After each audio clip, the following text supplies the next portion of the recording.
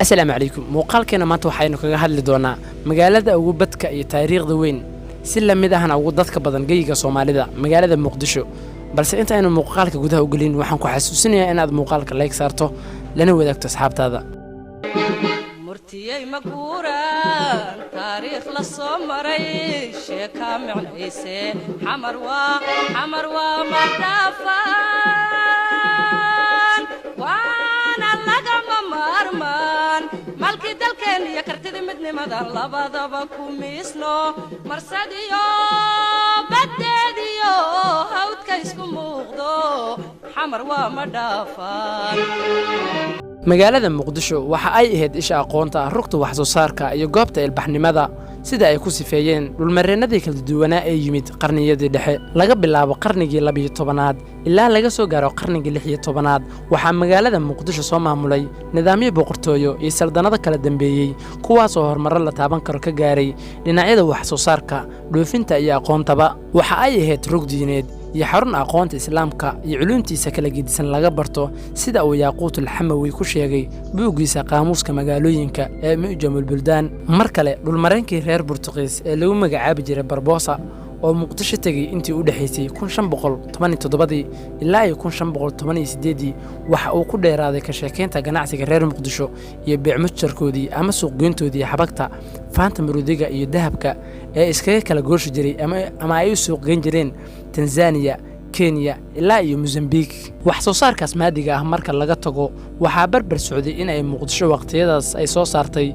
aqoon-yahano cilmiga diinta islaamka fidiya kuwaas oo afarta jiho gaarsiiyay diinta islaamka waana qaybta ugu badan ee aynu muuqaalkeena maanta kaga hadli doono xidigihii ama aqoon-yahanadii waqtiyadaas Muqdisho ka soo ifbax waxa ka mid ahaa Sheekh Saciidkii reer Muqdisho sheeqan oo diin fidan u tagay dhulalka Hindiya Shiinaha iyo guud ahaan bariga fog si la mid ahna noqday qofkii ugu horeeyay oo Afrikaan ah oo bartay luqadda Mandariyaanka ee looga hadlo cariga Shiinaha una rogay luqad maxalli ah oo la baran karo walow aan muuqaaladiisa iyo qoraaladiisa aan la helin teknoolajiyada jirta waqtigaas oo aad u xumeed awgeed culimada iyo aqoon-yahanada Muqdisho ka soo baxay waqtiyadaas waxa kale oo kamid ahaa Sheekh Cabdicasiis al-Muqdishaawi afka Ingiriisiga ahna lagu yeero The Abdulaziz of Mogadisho waxa uu ku dhashay magaalada Muqdisho cabaar ku aadan qarnigii 13aad isaga oo ka dhashay qoys diimeed sharaf iyo maamuus ku dhex lahaa bulshada uu la noolaa markii uu soo yara aqliyeystay durbaba qoyskiisa wax ay ula ordeen